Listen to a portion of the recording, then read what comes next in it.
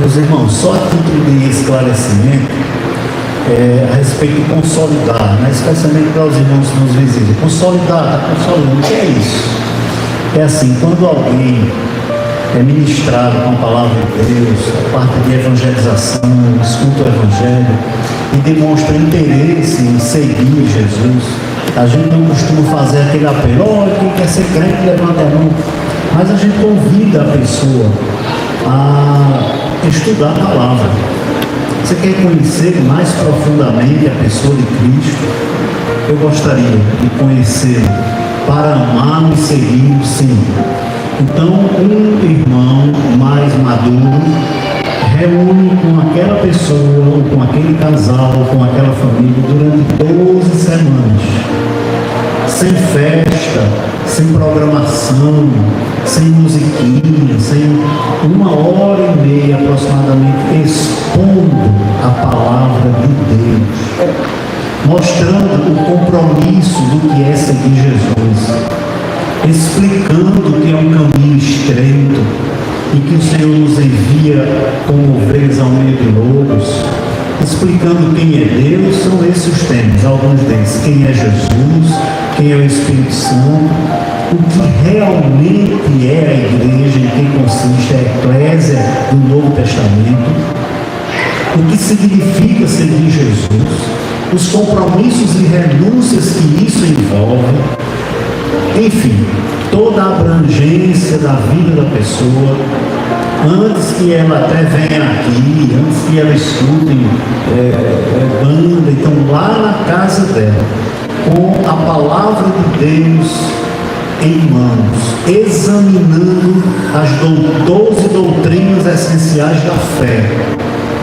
Isso é consolidar, firmar na fé, com exposição bíblica consistente. Aí, a partir daí, é feita outra pergunta: depois de ouvir tudo isso, você tem certeza que quer seguir?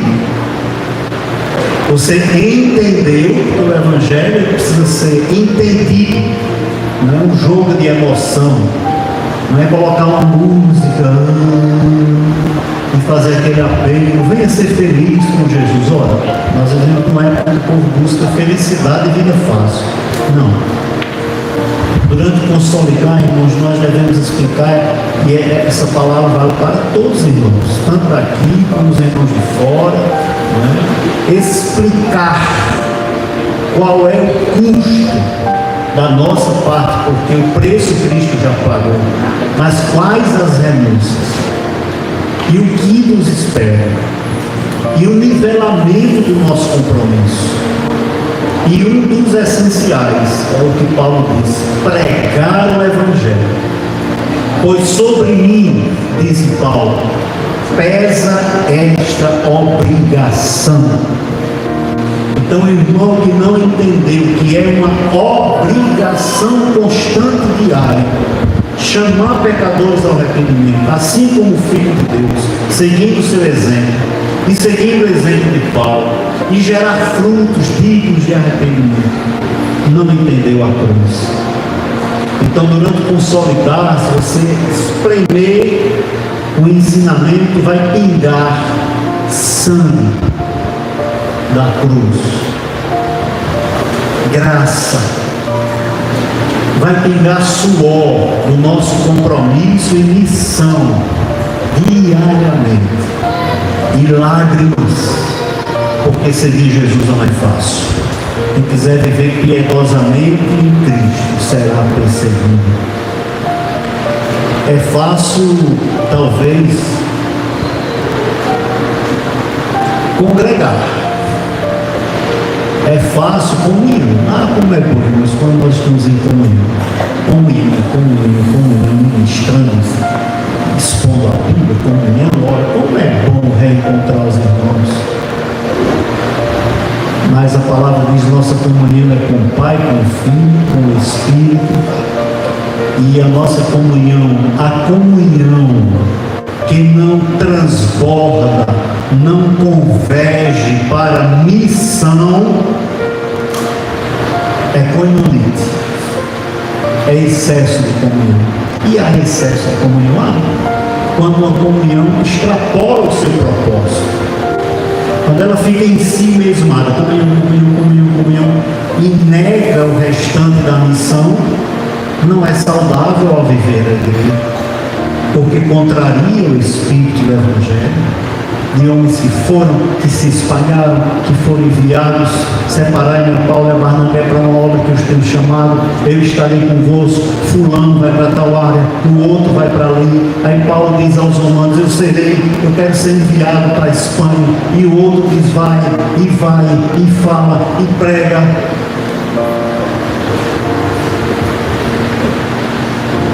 Aquele homem que foi curado, liberto dos demônios, ele disse, Senhor Jesus, eu quero te acompanhar. Jesus disse, não, vai, volta e prega, diz aos teus quanto Deus tem feito a sua vida.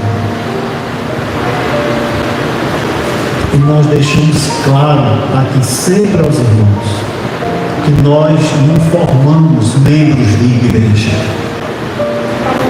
Não é esse o nosso objetivo. Embora possa ser.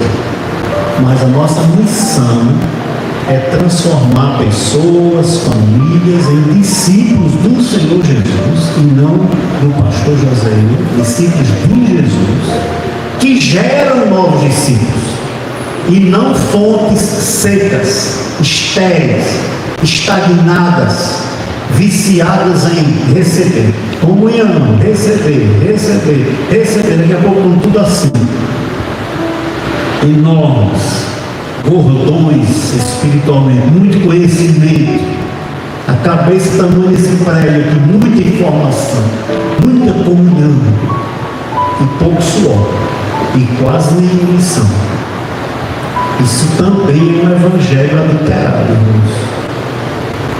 Informação sem exercício também é heresia, é um evangelho adulterado, por mais pura que seja essa doutrina, por mais puro que seja esse ensinamento, mas quando ele não se transforma no fim, não se transforma ao fim a que foi destinado pelo Senhor,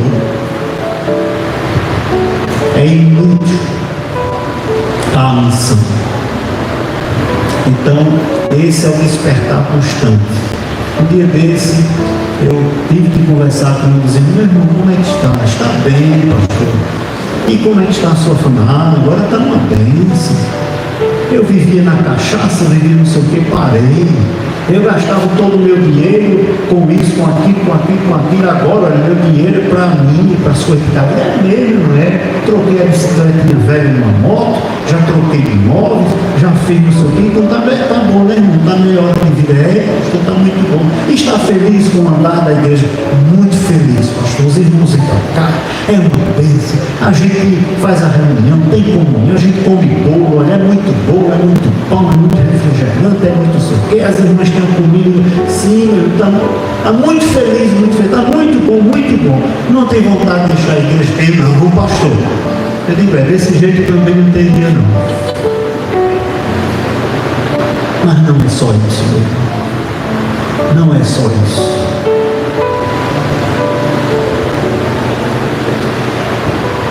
Esse é um lado.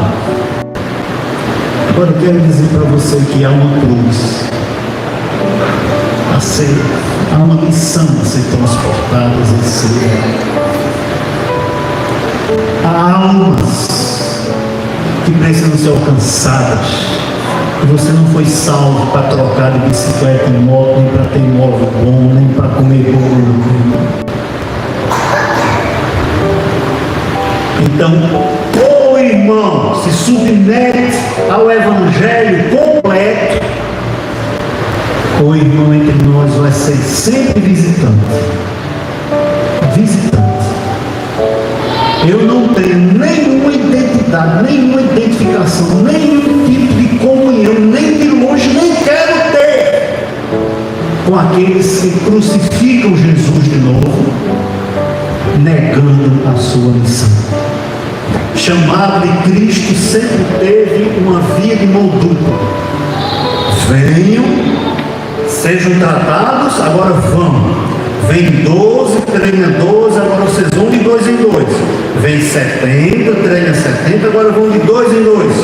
a vidinha está confortável em Jerusalém, vem a perseguição e eles se espalham por toda parte anunciando com intrepidez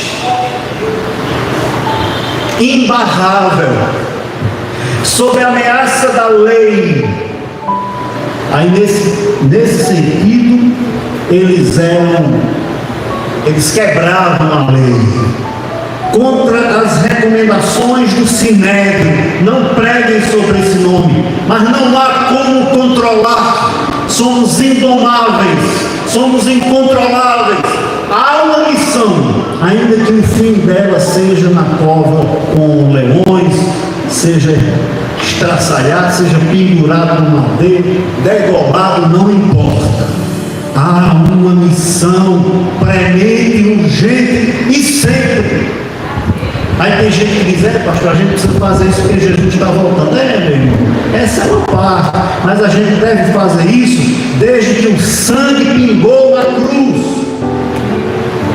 desde que ele disse: recebereis poder, e ensinar, pregar, ensinar, batizar, instruir e dizer tudo aquilo que eu tenho dito. Isso começou lá na missão, quando toda a autoridade foi dada, foi dispensada, e ele disse: assim como o Pai me enviou, eu vos envio.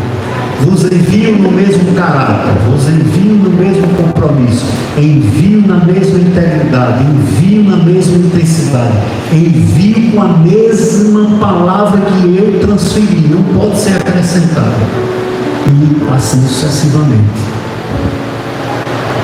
Esse domingo pela manhã, irmãos, não representa a nossa missão, não representa o trabalho que fizemos, que fazemos. Eu fico incomodado quando os irmãos dizem assim: olha, vamos servir ao Senhor, né? Vamos servir a reunião. Aqui é uma missão, a Deus, é uma parte da missão, é a adoração, é o louvor, é a comunhão, tá? Mas eu considero esse momento como que fosse um pedaço da missão. Agora, quando a gente sai daqui, aí a gente vai exercer o real viver da igreja. O viver da igreja. Tem gente que diz: irmãos, esse é o nosso viver. Irmão, o viver da igreja é quando a gente está nos guetos, nas favelas, arrancando piolhos, sarando feridas, colocando comida na barriga de algumas pessoas e dizendo que há um pão espiritual que pode restaurá-los, dando exemplo do viver diário e chamando mais um, chamando mais um, chamando mais um e chamando mais um. Viver e chamar, viver e chamar, viver e chamar. Lembra da exposição de João 1? Jesus pega os discípulos de João, vem ver, passa um dia com Jesus. No dia seguinte, diz que Jesus saiu e encontrou fulano e chamou, e encontrou o outro e chamou, e encontrou o outro. Aí deles mesmos eles olhavam para Jesus: se ele está fazendo isso, então eu vou fazer também. Aí eles também, fulano chamou fulano, ele era Natanael, era Felipe, era André, era Pedro, era vem vê-lo, vem conhecê-lo vivendo, conhecê-lo suando, conhecê-lo chamando, conhecê-lo comprometido, conhecê-lo olhando para outros. A Bíblia diz que Jesus viu um pecador e diz: vendo, fitou nele os seus olhos, ou seja, olhar olho no olho, compadeceu-se dele, isso é empatia para o chamamento. Essa é a missão. A irmãzinha Joselita, que trabalho maravilhoso, meu irmão, para a glória do nosso Senhor. Agora eu quero dizer a vocês que estão chegando. Quem chegou com Joselita hoje aí? Levanta a mão. Isso. Permaneça com a mão estendida. Olha, há uma missão para você. Sabe quando é que essa missão vai começar? Vocês sabem quando vai começar? Diga a eles: já começou. a mensagem foi boa, meu irmão? Foi? Ele chega e fez assim. Pronto. Agora as suas mãos vão estar estendidas a outras pessoas. Amém? Estendidas a outras. Pode baixar. Aí o irmão agora vai dizer assim, vocês aí vão dizer assim, eu encontrei. Ele transformou a minha vida. Ele derramou seu sangue por mim. E eu recebi essa missão. Esse é o verdadeiro, legítimo e quase que exclusivo encargo do Senhor. Agora venha vê-lo, venha conhecê-lo, venha ouvir sobre ele, venha acompanhá-lo. E se a pessoa disser, mas onde é que ele está? Onde é que ele está? Ele está pendurado, ele está no crucifixo, onde é que ele está? Você tem aí onde é que eu posso ver? O irmão vai ter que dizer, veja o Senhor em mim. Veja em mim. Eu sou carta escrita. A palavra está impressa no meu coração. É isso que você vai dizer. E essa palavra impressa no coração, ela vai ser transmitida. Não com um sermão, irmão, ainda não sabe fazer um sermão. Não sabe fazer uma pregação. Se ele não tem como vir aqui apresentar uma pregação, mas você pode dizer a ele, venham ver como Jesus me ensinou a cuidar melhor da minha esposa. Venham ver como Jesus me ensinou a educar meus filhos agora em casa. Venham ver como Jesus me ensinou a perdoar incondicionalmente. O irmão pode dizer, venham ver Cristo em mim, como Paulo disse, porque eu estou imitando Cristo. Ele é um Senhor perfeito, mas eu estou imitando alguma coisinha aqui que eu estou imitando, aí você vai imitando também.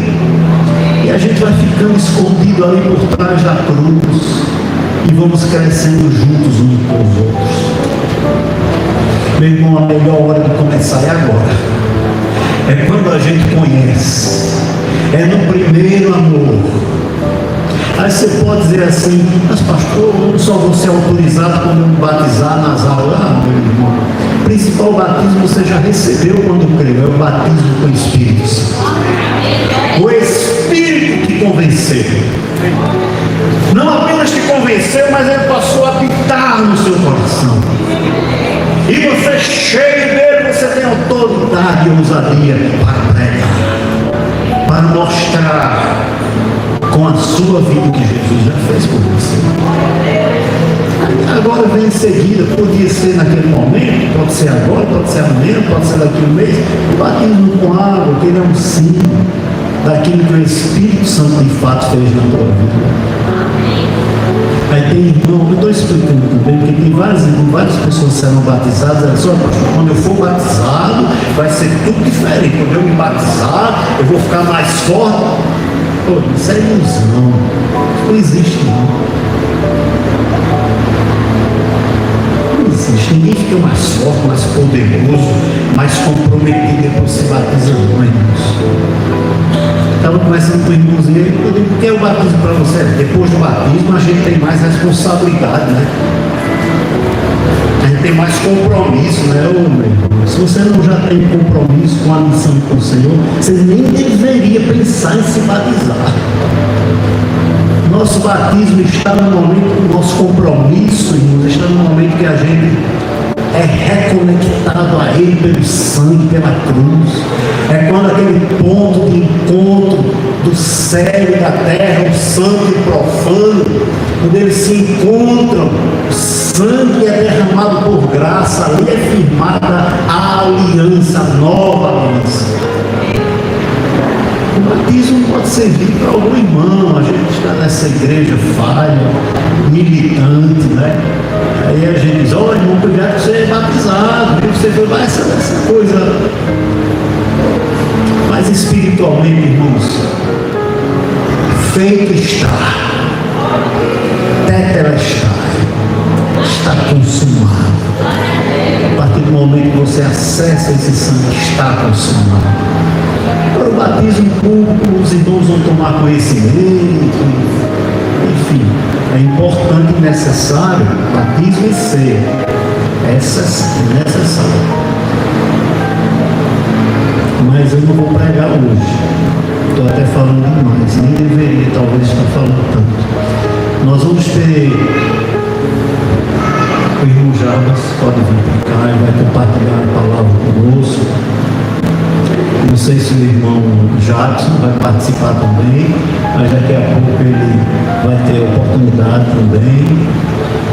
E nós iremos ouvir esses irmãos com muito gosto, com muita alegria, irmãos. São companheiros de fé que infelizmente eu não conhecia há 30 anos atrás, mas que a graça me proporcionou esse privilégio de conhecê-lo agora. Agora é estranho, viu? A gente se relaciona com os irmãos, geralmente mais baixinhos, ô meu irmão, agora ele grandão assim, ele me abraça, eu fico me sentindo como os outros irmãos se sentem quando estão falando comigo. Aí de vez em quando ele me abraça assim, dá um cheirinho assim na minha cabeça, aí eu fico todo preocupado, todo meu Deus, será que está suado? Será que está com um mau cheiro no meu cabelo? Eu fico todo constrangido. É o gesto de amor que ele tem.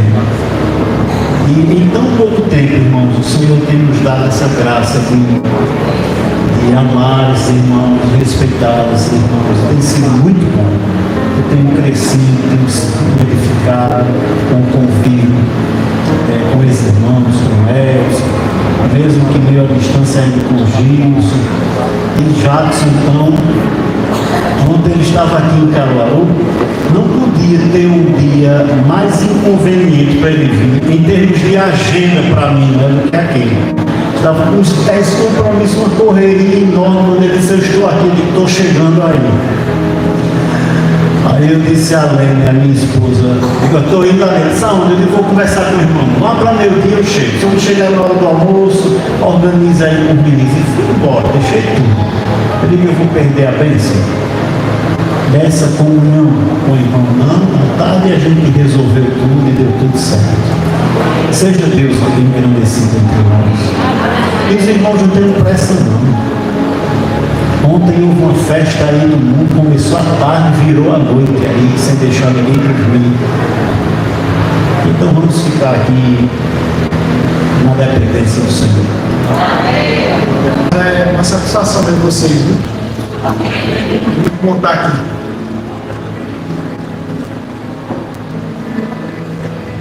Senhor Jesus, Senhor, essa manhã nós pedimos o teu sangue precioso, que o Senhor nos cubra com o teu sangue, nos ajude essa manhã, Senhor, viver um pouco mais. Meu Deus,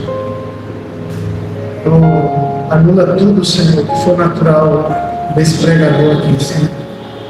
Fala o que o Senhor quer para a tua igreja. Quem somos nós, Senhor? Mas o Senhor nos escolheu. Então, eis-nos aqui, Senhor. Me perdoe se eu chorar. Se eu já estou chorando. Mas essa madrugada foi muito difícil. Eu não dormi.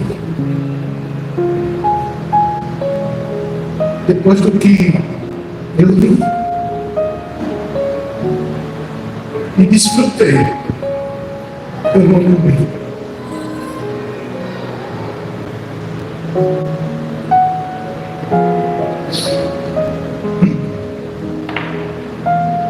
Se eu conseguir passar para vocês 1% do que eu ganhei, eu volto para Recife muito feliz.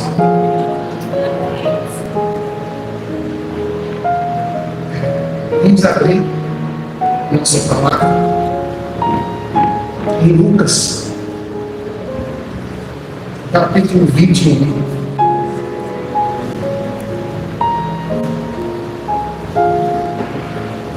Senhor Jesus, vamos ler o versículo 20.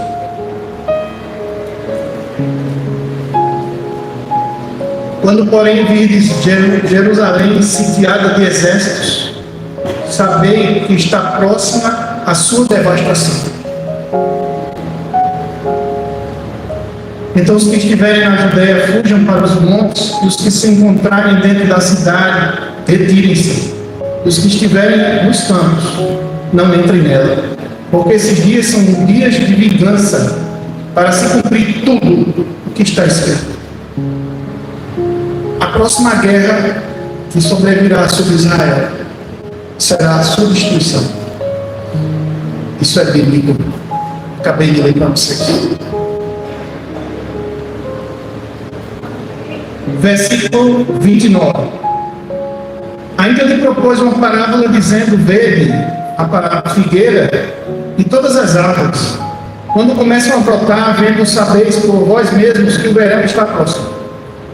Assim também, quando vides acontecer estas coisas, sabei que está próximo o reino de Deus. Em Mateus ele fala todas as coisas. Em verdade vos digo que não passará essa geração sem que tudo isso aconteça. Irmãos, por causa do tempo, eu vou tentar me remir o máximo possível. Todos os estudiosos, inclusive nós, sabemos que quando ele se refere à figueira, ele se refere ao Estado de Israel.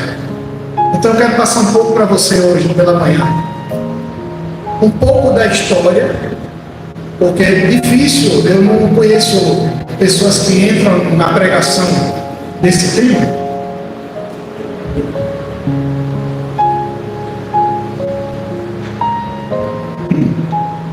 Mas aprove a Deus. Vou falar para mim e para falar para vocês. Vamos olhar um pouco no tempo, final dos anos 1800. Havia um sentimento de resgatar o nacionalismo judaico, o nacionalismo israelense, chamado sionismo. E esse sentimento, ele começou a invadir os corações no final dos anos 1800. E os judeus de todas as nações, de todos os lugares, começaram a convergir esse sentimento de dentro para fora.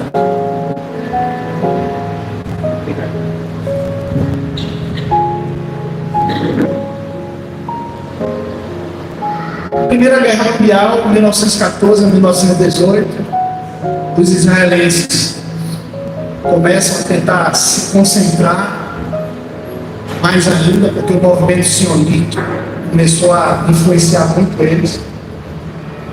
E eles começaram a voltar para o território palestino. Olha que loucura!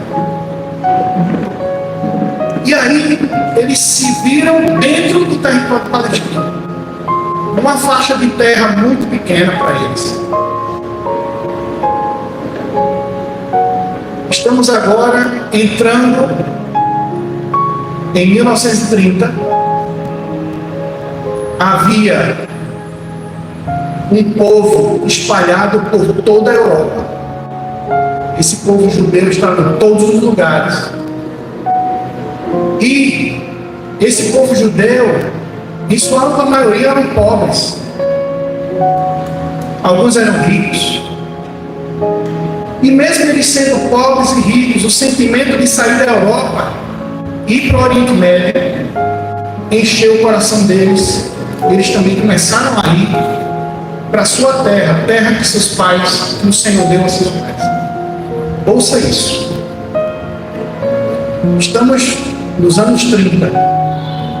Começa um sentimento antissemita muito forte, irmãos.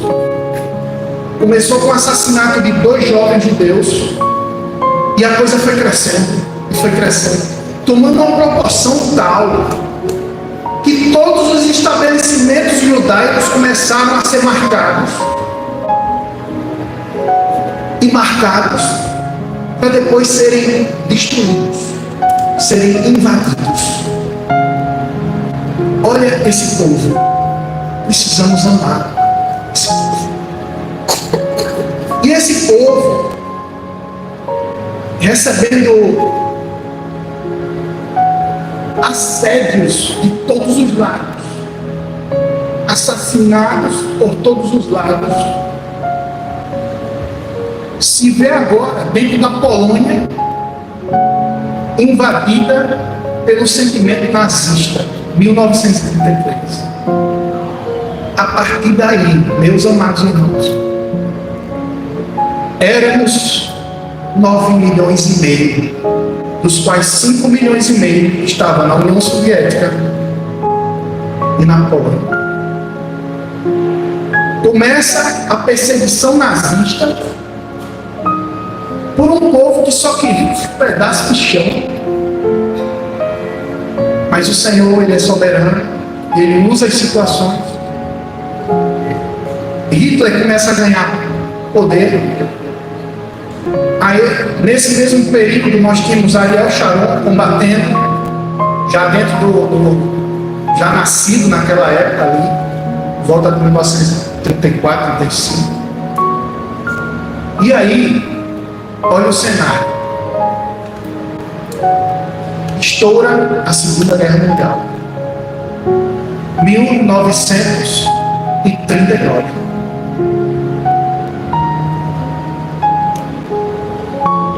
É incrível como a hora para, não para, né? Senhor Jesus. E aí, 1939, estoura a Segunda Guerra Mundial. Os judeus começam a ser cadastrados. E no cadastramento, eu separo aqui, eu separo ali, e vou separar. Eu sei quem são os judeus, onde eles moram, o que eles fazem. A partir de 1940, a coisa vai piorando e a guerra vai tomando proporção. Os judeus começaram a ser colocados em trens onde eles eram enganados. Uns eram levados para Auschwitz, outros eram levados para outros campos de concentração, para trabalhos forçados, e outros eram levados para extermínio, e outros até para servirem de cobaias em laboratórios. E esse povo começou a ser exterminado. Na Europa, de cada 3 judeus, 2 eram mortos, até irem embora da face da terra 6 milhões de judeus. Nesse meio tempo, o Senhor levantou Oscar Schindler. E esse homem salvou.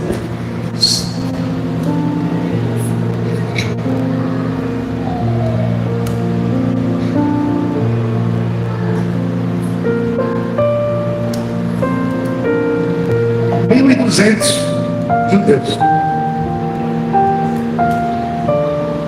Quem era Oscar?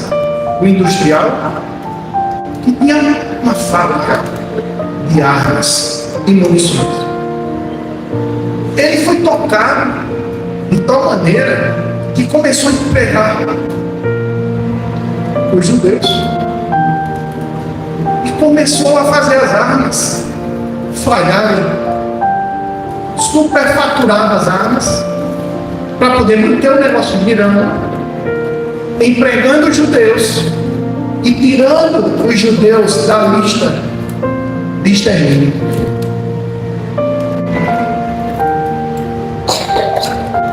Passa-se essa fase, começa-se uma guerra civil no Oriente Médio entre guerrilhas, palestinos, judeus, onde eles já estavam. Olha só, saíram da Europa, foram do Oriente Médio, e lá a coisa começou de novo, a perseguição, morte, só que agora eles se defendiam. Vai vendo. 1947, eles estavam armados, se defendendo como podiam. Aí, um brasileiro chamado Oswaldo Aranha, que outrora negava vistos dos judeus, Deus usa, ele se arrepende. Você sabia disso? Ele se arrepende. E ele, junto com as Nações Unidas, no dia 14 de maio de 1948,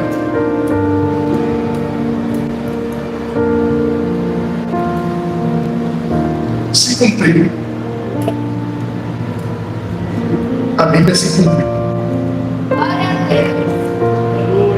Nasce o Estado israelense. Em meio a muita ameaça da coalizão árabe, que não aceitava o nascimento do Estado judaico, e eles diziam entre si: vamos destruí-los dia 15 de maio, amanhã. Dia seguinte, a ONU virou as costas para Israel temporariamente, como quem dissesse assim: vocês não querem a sua terra de volta? Está aí, se vira. Mas Deus estava com eles.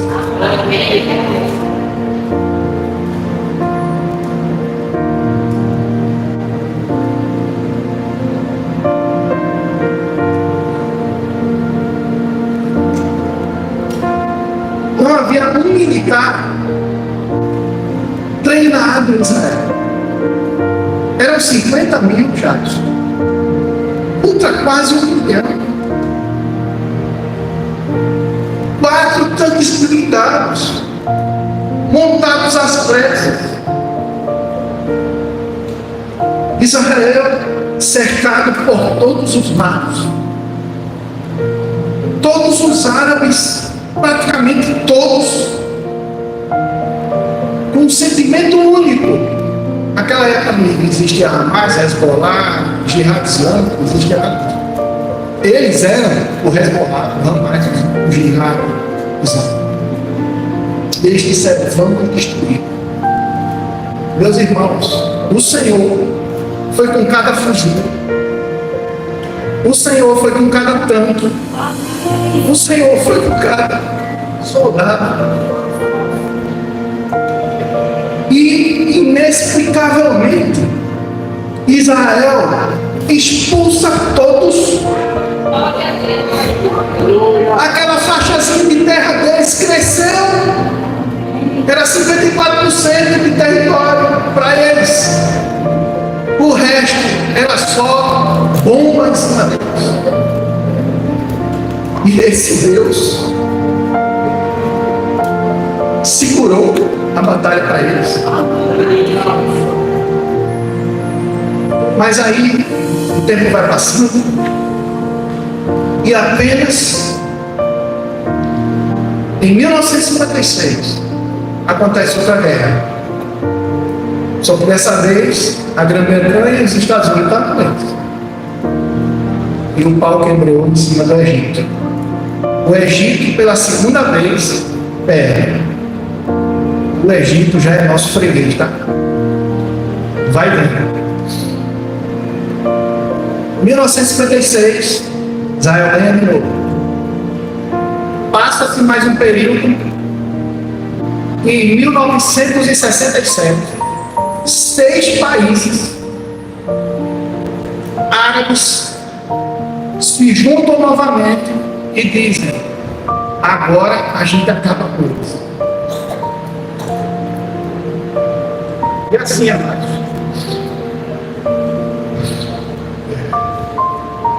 naquela época,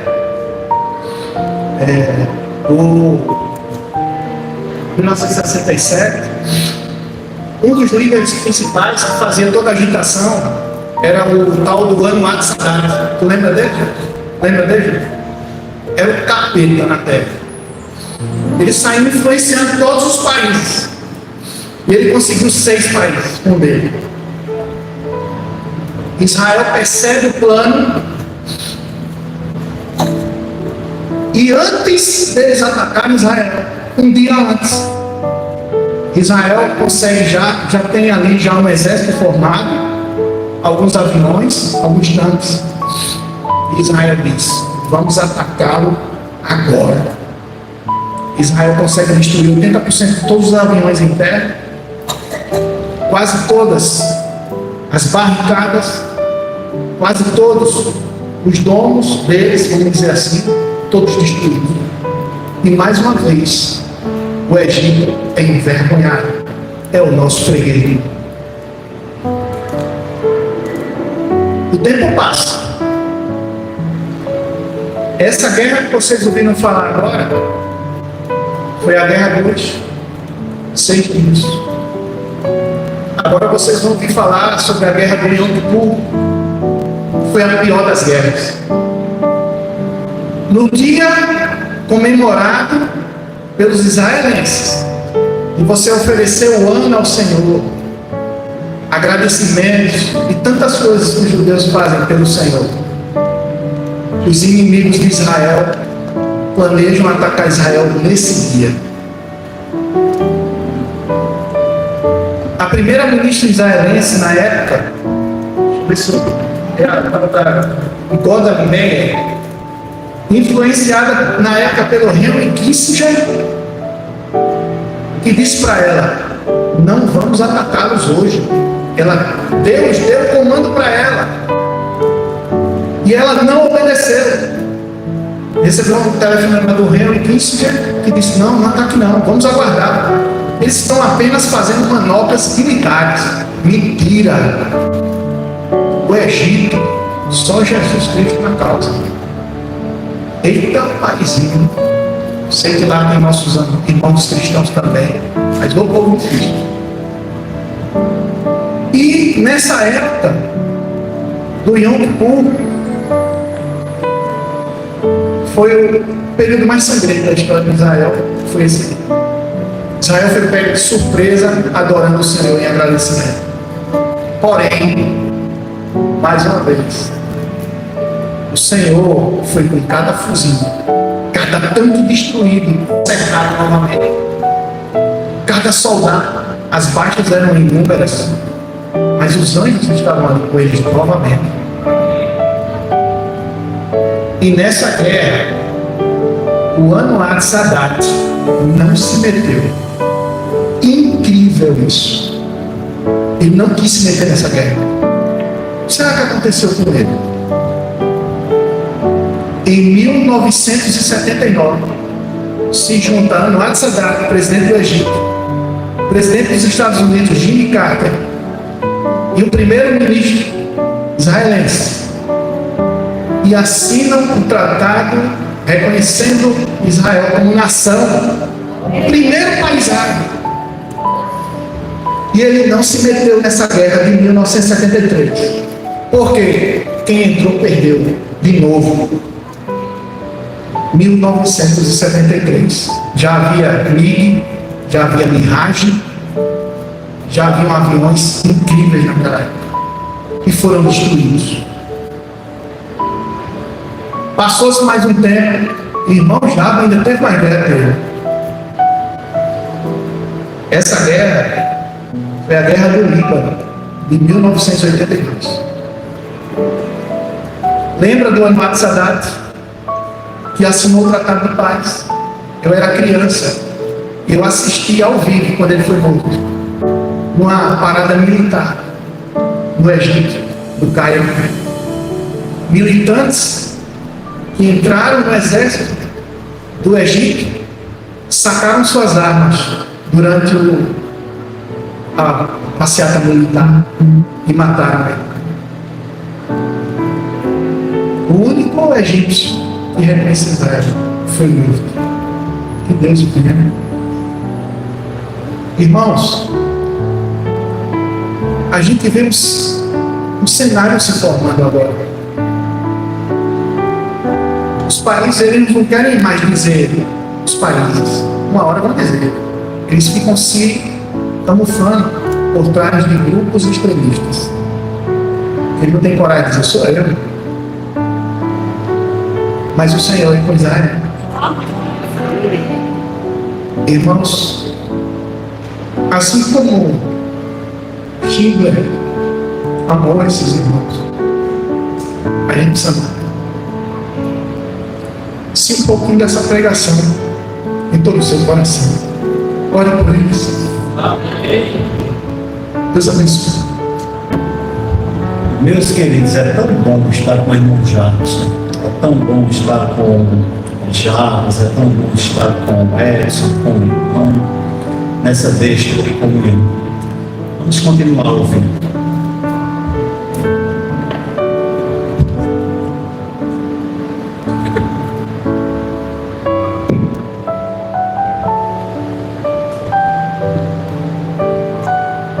Da vez passada que eu cheguei aqui, eu não queria saudá-los, porque eu tinha um assunto que era mais urgente. Mas hoje eu gostaria de saudar vocês com a graça do nosso Senhor Jesus Cristo, o amor de Deus e a comunhão do Espírito Santo seja com todos vocês. Ontem, na verdade, Deus é bom, porque Ele prepara sempre as coisas, sabe?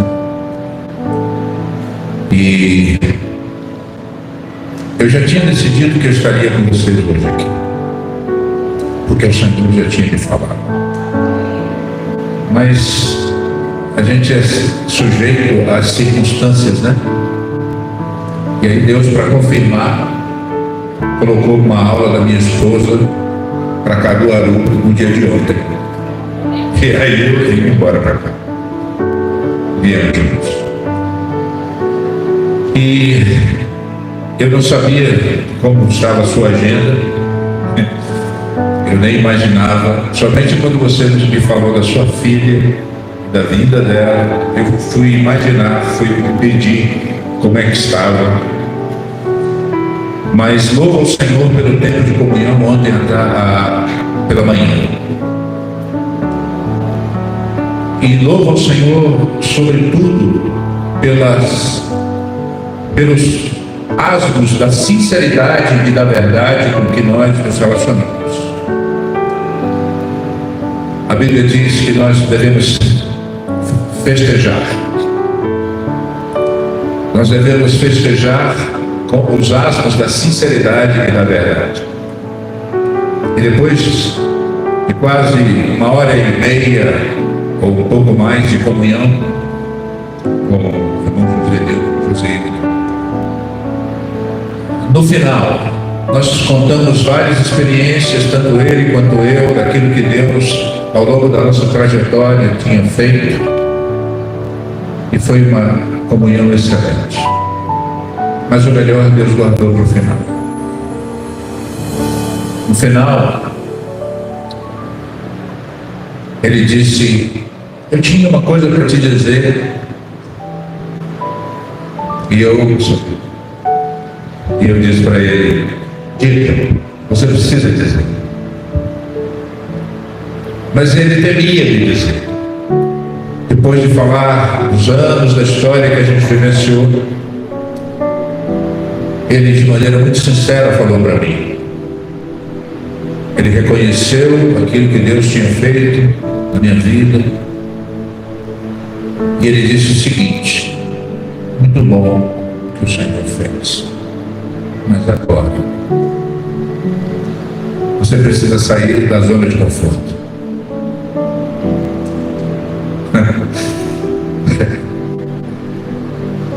Palavras sinceras, né? E eu ouvi aquilo, e eu e minha esposa, nós estamos naquela fase em que os filhos já tomaram seus caminhos, nós estamos sós. O ninho ficou vazio, mas nós ainda temos uma missão.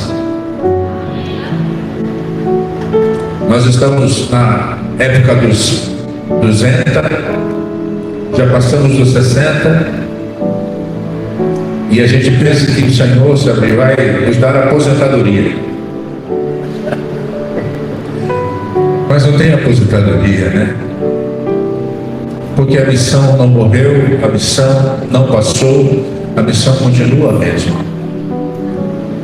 E eu entro aqui hoje de manhã e ouço ele dizer que ele ainda é um pecador.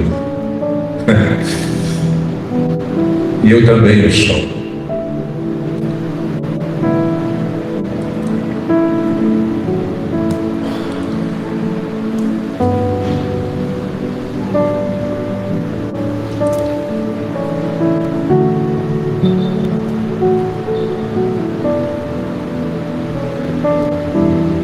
Aconteceu que, ao apertá-lo a multidão para ouvir a palavra de Deus, estava ele junto ao lago de Genezaré. E viu 2 barcos junto à praia do lago. Mas os pescadores, havendo desembarcado, lavavam as redes. Entrando em um dos barcos, que era o de Simão, pediu-lhe que o afastasse um pouco da praia.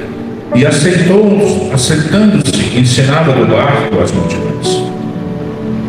Quando acabou de falar, disse a Simão: faze-te ao largo e lançai as vossas redes para pescar. Respondeu-lhe Simão: mestre, havendo trabalhado toda a noite, nada apanhamos, mas sob a tua palavra lançarei as redes.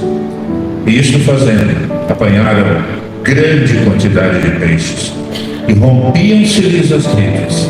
Então fizeram sinais aos companheiros do outro barco para que fossem ajudá-los. E foram e encheram ambos os barcos, a ponto de quase irem a pique.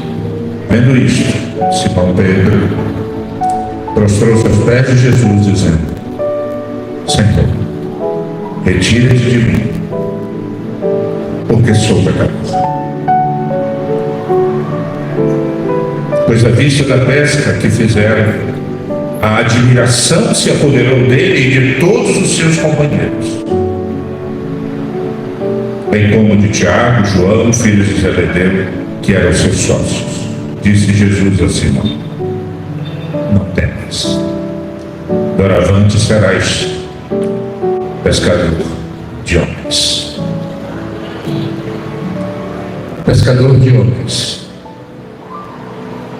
Você e eu somos pescadores de homens.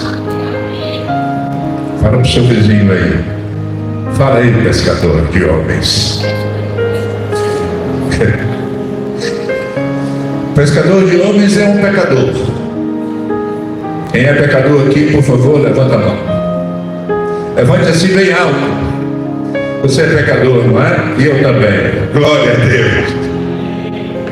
Nesse mesmo capítulo de Lucas, os discípulos do Senhor comiam porque Levi havia sido salvo. E Levi tinha dado um grande banquete aos fariseus e os escribas. E aí, eles diziam, os fariseus e os escribas diziam: por que come com os pecadores? Porque comem, vocês e o seu mestre comem com pecadores. Que era, Levi era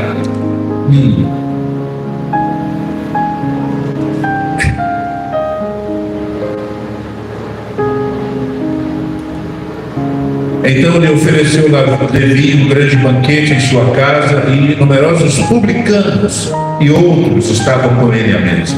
Os fariseus e seus escribas murmuraram contra os discípulos de Jesus, perguntando: por que comeis e bebeis com os publicanos e pecadores?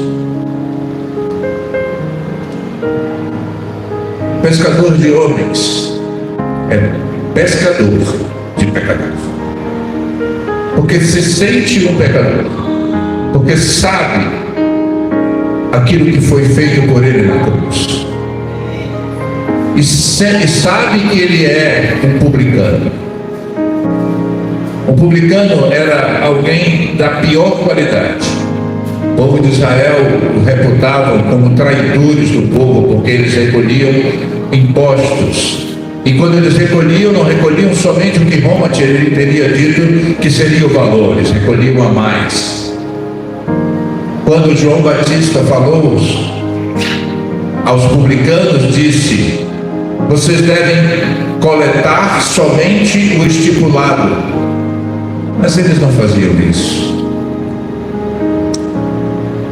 Os publicanos. E o Senhor comia com eles. E os discípulos do Senhor comiam também. E os fariseus e os escribas os condenavam.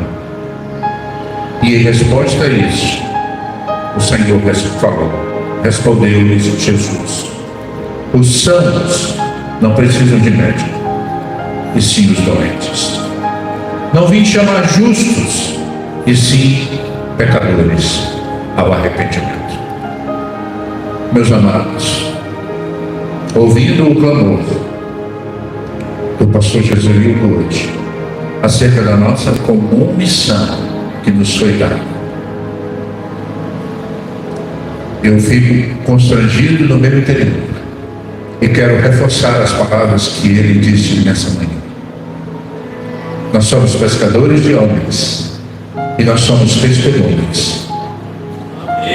Enquanto os discípulos, em Atos capítulo 1, estavam preocupados quando seria o tempo que o Senhor restauraria o reino a Israel, em resposta, o Senhor disse que o tempo não lhes competia. Mas uma coisa o Senhor lhes disse. O Senhor disse que eles tinham uma missão. E eu gostaria de encerrar com esse versículo que o Senhor disse a eles.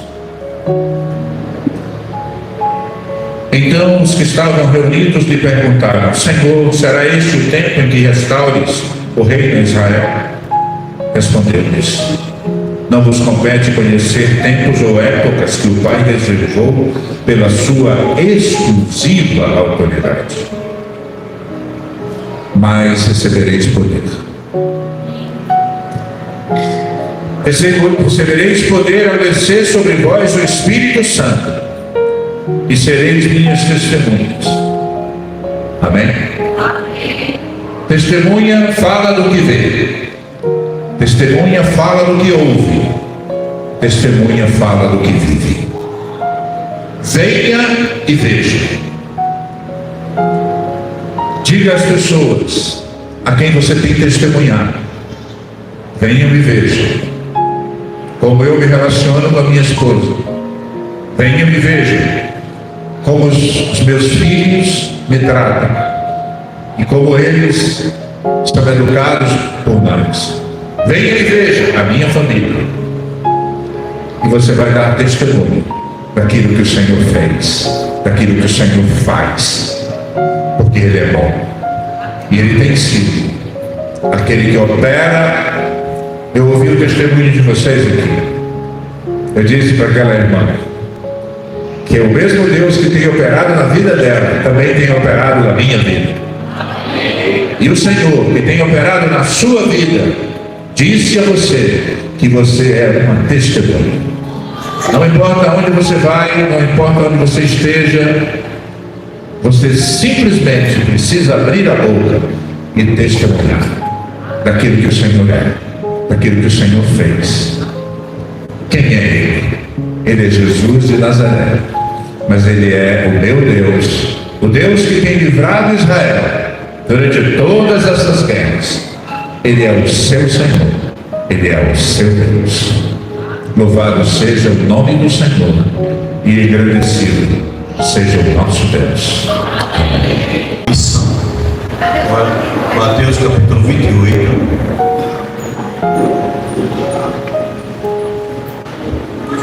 Com relação à trajetória do cristão após o dia que ele recebe a palavra da salvação e o Senhor o transforma, e sobre as responsabilidades.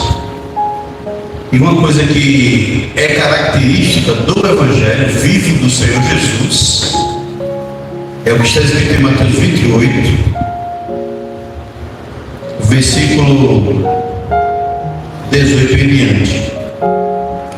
Ele fecha o livro de Mateus aqui, termina essas palavras. Jesus, aproximando-se, falou-lhes, dizendo: toda a autoridade me foi dada no céu e na terra. Aí falou para os discípulos: ide. A palavra grega aqui é indo. Indo, portanto, fazer discípulos de todas as nações, batizando-os em nome do Pai e do Filho e do Espírito Santo, ensinando-os a guardar todas as coisas que eu vos tenho ordenado. E eis que estou convosco todos os dias, até a consumação do século. Eu quero também ler Mateus capítulo 3.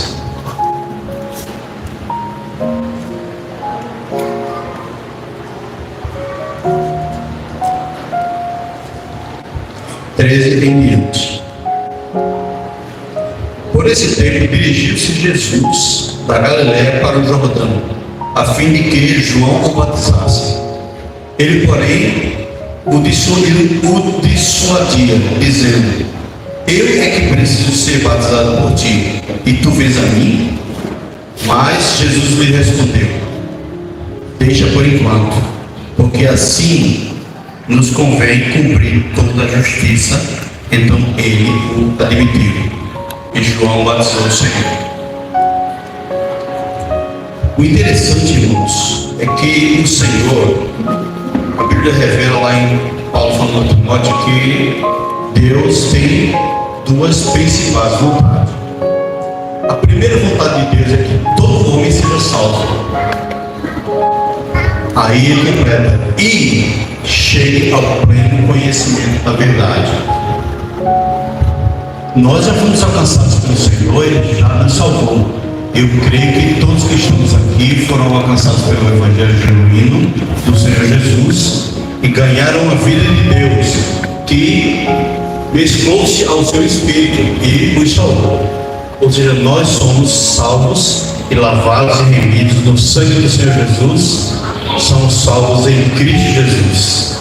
E a maioria aqui já passou pelo batismo, não é isso? E daqui a uns dias, um outro grupo de pessoas também serão batizadas. Me lembrei de um versículo também que diz assim: aquele que crê e for batizado será salvo, e o que não crê será condenado. Alguns perguntam: então o batismo salva? O batismo nas águas não salva ninguém, tá? Mas o batismo que recebemos, conforme está em 1 Coríntios, eu quero ler para os irmãos, 1 Coríntios capítulo 12, versículo 13. Vamos abrir para ler juntos?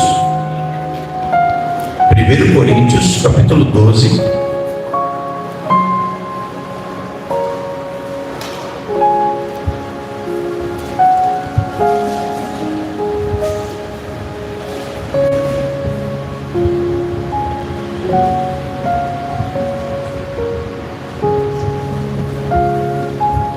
versículo 12 e 13. Porque assim como o corpo é um e tem muitos membros, e todos os membros, sendo muitos, constituem um só corpo, assim também com respeito a Cristo. Pois em um só corpo todos nós fomos batizados, em um corpo, quer judeus, quer gregos, quer escravos, quer livres, e a todos nos foi dado a beber de um só Espírito. Os que ganhamos o Senhor, nós que ganhamos o Senhor, ganhamos a missão de sair, pregar o Evangelho do Senhor Jesus e alcançar as pessoas, aqueles que estão se perdendo. Nesse momento nós estamos aqui reunindo agora e muitas pessoas estão morrendo. Milhares de pessoas já morreram hoje de manhã. E muitas morreram sem Cristo, muitos já ouviram o Evangelho, mas não tomaram a decisão que os salvaria para uma nova vida. E nós temos a responsabilidade, pesa sobre nós a responsabilidade de despenseiros como aqueles que fazem a conexão de Deus com o homem através da pregação do Evangelho. Então nós devemos tomar para nós essa responsabilidade que já é nossa, que nos pesa. É nossa essa responsabilidade de fazer discípulos para o Senhor Jesus. Ir por todo o mundo e fazer discípulos de todas as nações, batizando-as em nome do Pai, do Filho e do Espírito Santo, conforme eu li. Aí ele fala indo por todo mundo. Indo, por que indo? É quando eu estou comprando, é quando eu vou na venda, quando eu vou no mercado, quando eu vou em algum lugar, onde eu estiver. Eu estou indo para todos os lugares. Vai na padaria comprar um pão? Eu estou indo na padaria comprar um pão. E quando eu vou, se eu encontro pessoas, eu devo orar: Senhor, me dê pessoas para que eu possa ganhar para ti. O Whitefield, em 1700, disse: eu tenho o Senhor Jesus como minha única paixão. E o que eu vou fazer ao pregar o Evangelho? Porque alguém um dia perguntou para ele: o que você vai fazer? Eu vou sair para pregar o Evangelho. Mas o que você está fazendo? Aí ele respondeu: minha única paixão é o Senhor Jesus. E o que eu estou indo é buscar o galardão do seu sacrifício. Mas qual é o galardão do sacrifício do Senhor? O Senhor morreu na cruz, derramou todo o seu sangue. E o sangue, quando bateu na terra, irmãos, aquele sangue, ele tinha várias funções. Por um lado, ele firmou a nova aliança, conforme nós vimos aqui, o sangue da nova aliança que bebemos. Mas aquele sangue derramado foi para salvar os pecadores. E o galardão desse sacrifício são as almas que estão perdidas e que nós temos que ir buscá-las. Amém? Depois que nós trazemos essas pessoas, agora essas pessoas nós as incentivamos e as ensinamos a se batizarem. Mas por que o batismo é importante? É tão importante assim como o irmão falou aqui na frente. Depois do batismo eu vou estar mais responsável, a responsabilidade fica diferente. Não é diferente. Você já foi batizado para dentro de um corpo quando você foi salvo. Foi batizado pelo Espírito Santo para dentro de um corpo, para que todos nós bebêssemos de um só Espírito. O que estamos fazendo aqui agora? Estamos todos bebendo de um mesmo Espírito. E quando estamos em casa, na comunhão que temos com o Senhor e com os irmãos, na comunhão que temos nas casas, em todos os lugares, estamos todos bebendo de um mesmo Espírito. É para isso que o Senhor nos batizou para dentro do corpo. Você e eu, nós fazemos parte do corpo de Cristo e bebemos do mesmo Espírito. Mas e o batismo? Diz que aquele que crê e for batizado será salvo. Amém. Eu já fui salvo quando eu me entreguei ao Senhor e me decidi. Ele me salvou. Ele me batizou para dentro desse corpo. E para que serve o batismo nas águas? Quando você ganhou o Senhor, para aqueles que estavam presentes ali, você ganhou a vida de Deus e foi batizado. Você agora pertence a Cristo. É como uma linha divisória. Imagine uma linha na sua frente. Quando você ganhou o Senhor, você pisou no lado da linha, mas o outro pé está atrás. O pé direito deu o primeiro passo, mas o pé esquerdo está atrás. No batismo você cruza a outra linha. Porque quando você ganhou o Senhor, para nós, você já é salvo. Mas para os demônios, para Satanás e para os olhos do universo, para todos os olhos do universo, você bebeu? Não.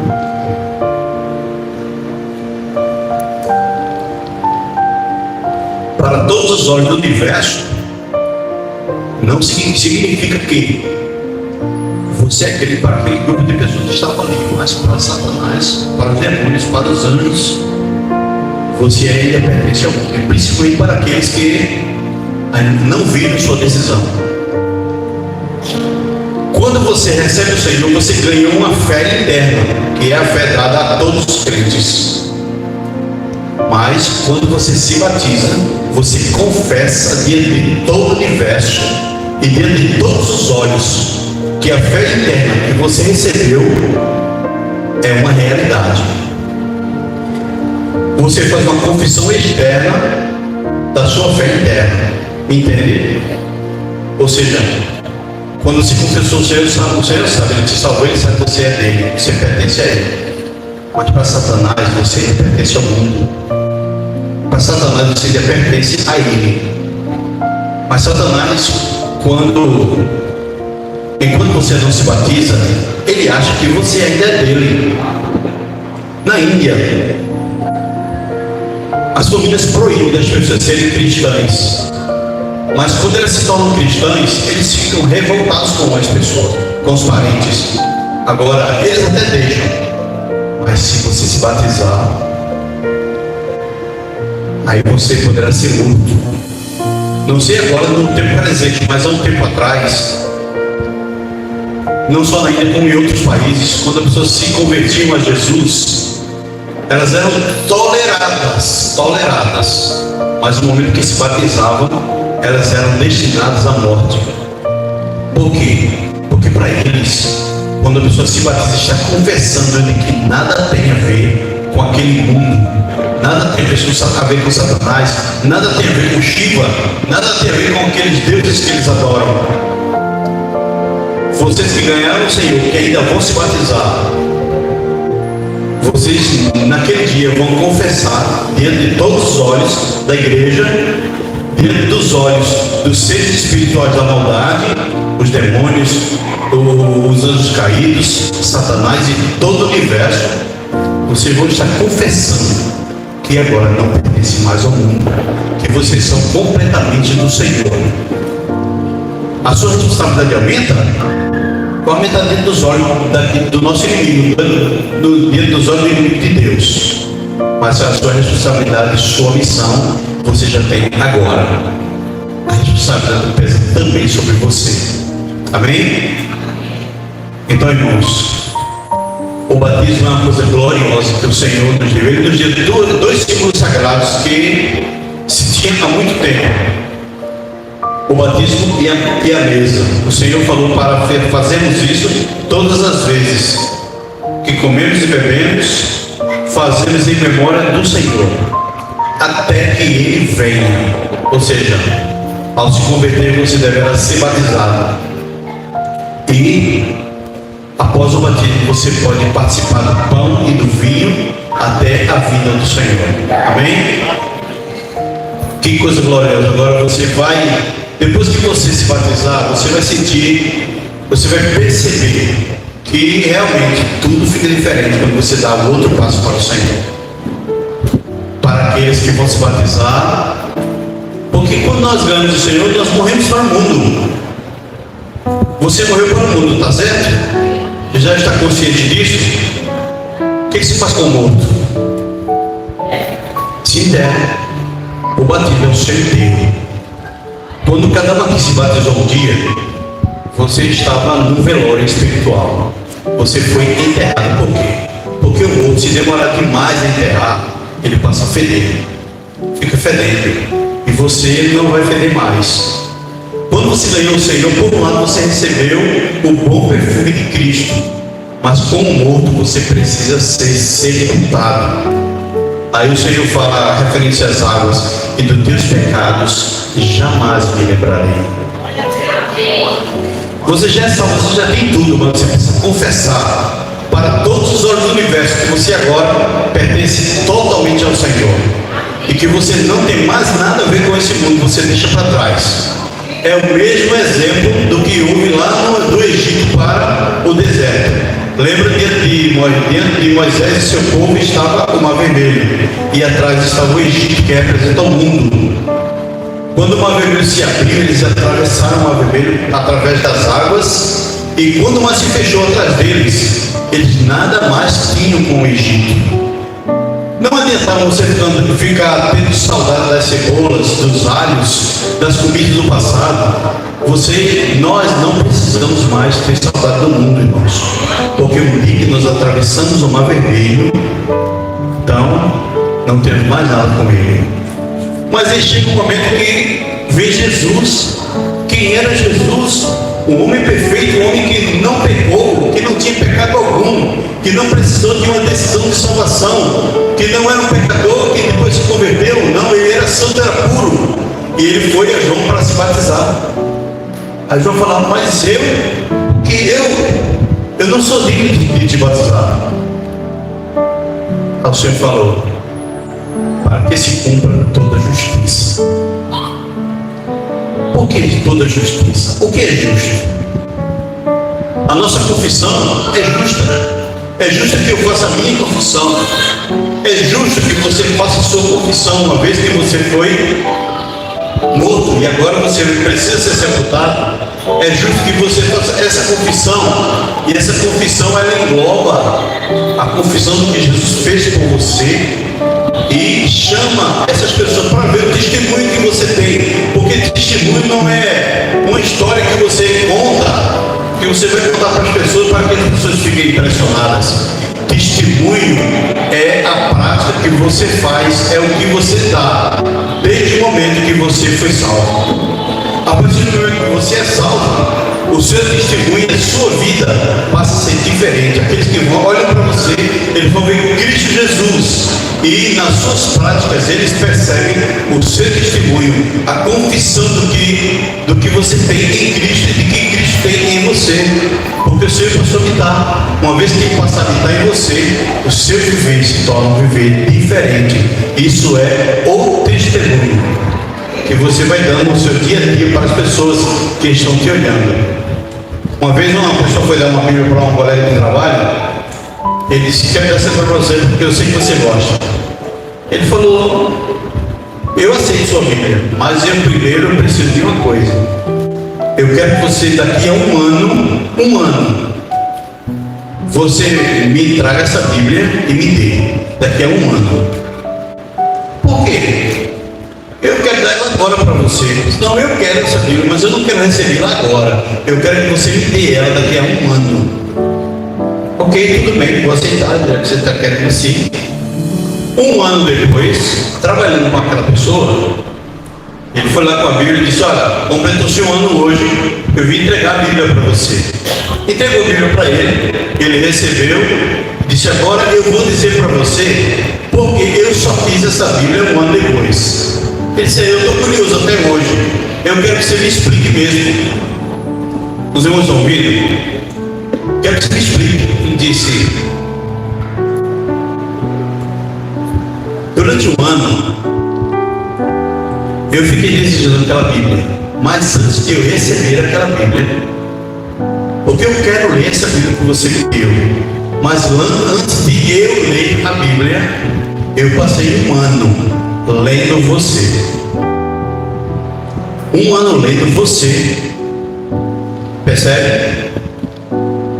Irmãos, as pessoas na rua, as pessoas no mundo, no trabalho, quando nós moramos, por onde nós passamos, todos estão nos lendo, porque nós somos cartas vivas, escrita e lida por todos os homens. Não foi isso que Paulo falou? As pessoas estão nos lendo. Eu estava lendo você durante esse ano todo, agora eu quero, porque eu vi que provavelmente o que está nela é o que você faz, é como você vive. E aquilo foi um grande testemunho, e ele recebeu a Bíblia, até hoje ele serve ao Senhor. Então, irmãos, na realidade nós somos essa carta que temos que prestar atenção, como nós agimos, como nós andamos, o que nós fazemos, porque todos estão nos lendo. Amém?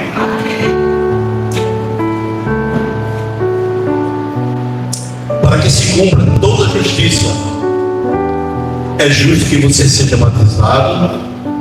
Foi justo o fato de vocês que se batizarem. É justo que eu saia e pregue o Evangelho. É justo que eu reconecte as pessoas ao Senhor, porque o Senhor nos deu o ministério da reconciliação. Paulo diz que o Senhor nos deu habilidade para todos serem ministros da nova aliança. Todos aqui são ministros. Diga, eu sou um ministro. Diga de novo, eu sou um ministro. Como ministro, você tem a responsabilidade de reconectar as pessoas a Deus. E Ele nos habilitou, segundo Coríntios 3:8, Ele nos habilitou para sermos ministros de uma nova aliança, não da letra, mas do Espírito, porque a letra mata, mas o Espírito dá vida, vivifica. Cada um de vocês, pode ser jovem, idoso, meia-idade, todos vocês são ministros de Cristo, ministros do Novo Testamento. E como ministro nós temos o ministério da reconciliação. Diga, eu tenho o ministério da reconciliação. Diga, tem mesmo? Agora é a responsabilidade que Ele pesa, é a responsabilidade que Ele me pesa. Isso não é coisa pequena não, não é pouca coisa não. Nós temos essa responsabilidade. Nós é que reconectamos as pessoas a Deus. Não é só orar pelas pessoas não, tá? Não é só chegar a orar para as pessoas e vai embora, pronto, não. É falar da cruz de Cristo, porque Ele morreu por você. O Senhor não morreu por nós para nós sermos ricos, ter boas casas grandes, luxuosas, carros. Deus não socorreu. O Senhor Jesus Cristo e a cruz de Cristo não é para isso. Se temos isso, o Senhor quer te abençoar, amém. Mas o Senhor morreu para salvar os pecadores, dos quais eu sou o principal. O Senhor nos salvou para salvar você. Depois que Ele salvou você, te deu o ministério da reconciliação. E agora você deve sair e pregar o Evangelho e trazer as pessoas, batizá-las também, em nome do Pai, do Filho e do Espírito Santo, e fazer discípulo para o Senhor. Esse fazer discípulo para o Senhor é exatamente fazer o consolidado, foi explicado aqui. O firmar as pessoas na palavra, na verdade, como Jesus orou no capítulo 17 de João: Pai, santifica-os na verdade, a tua palavra é a verdade. Então, irmãos, cabe a nós, para que se cumpra toda a justiça, é justo que você faça isso, amém? Por isso que Jesus não abriu mão de também ser batizado, porque era a responsabilidade dele trazer a vontade do Pai. E a nossa vontade, e nosso desejo deve ser um desejo de fazer e cumprir a vontade do Pai. A primeira vontade de Deus é que todo mundo seja salvo, e depois chega ao pleno conhecimento da verdade. Amém? Jesus é o nosso Senhor. Deus abençoe. Toda honra e glória para o nome do Senhor Jesus. A Ele toda a glória. Que o amor de Deus, eterno Pai, a graça do Senhor Jesus, o poder e a comunhão do Santo Espírito sejam sobre nós e sobre todos os seus filhos espalhados na terra, hoje e sempre. Amém. Diga a pessoa que está do seu lado: foi bom você ter vindo. Com um grande abraço, com um sorriso, né? Um abraço apertado. Bom apetite a todos. E aos irmãos que estão assistindo em casa, renovamos a nossa bênção de companheirismo e estaremos juntos terça-feira no processo de vida. Estaremos juntos no próximo domingo na celebração